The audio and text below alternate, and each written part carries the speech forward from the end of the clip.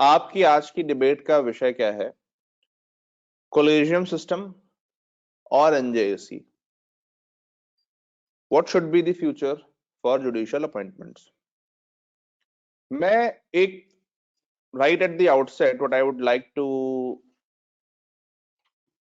make clear is debate में ये कतई नहीं है कि कोलेजियम और एनजेएसी, ठीक है।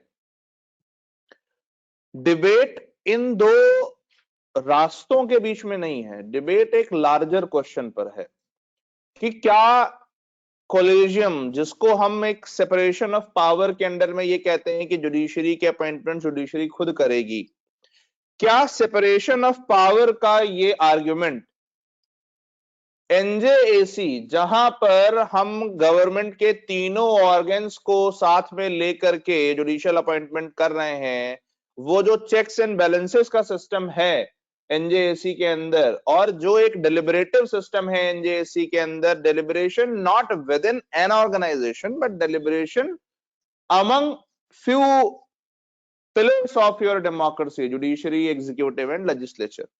तो मुद्दा, जो कोर मुद्दा है डिबेट का, वो ये है। कई बार जब आप कोलेजियम सिस्टम को डिफेंड करते हैं या कोलेजियम सिस्टम की कमियां बताते हैं या एनजेएसी को डिफेंड करते हैं और एनजेएसी की कमियां बताते हैं, तो एक चीज आप भूल जाते हैं, दोनों के पीछे का सवाल क्या है। कोलेजियम के पीछे का सवाल ये है, उसका फॉर आर्ग्यूमेंट ये है इंडिपेंडेंस ऑफ जुडिशरी, राइट।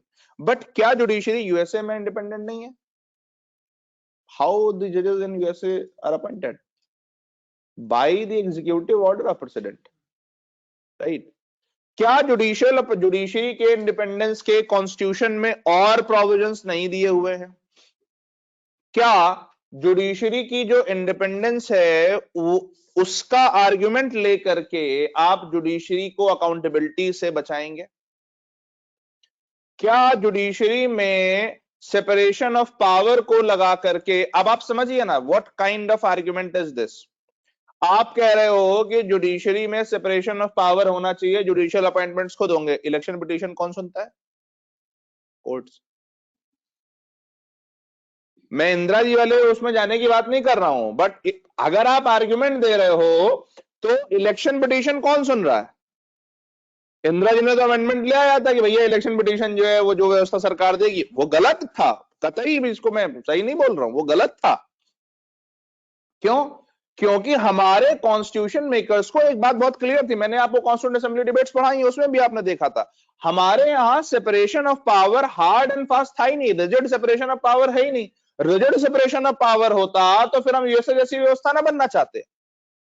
तो एक बेसिक मिसकंसेप्शन है, वो ये कि हमारे यहां उतना रिजिड सेपरेशन ऑफ पावर है।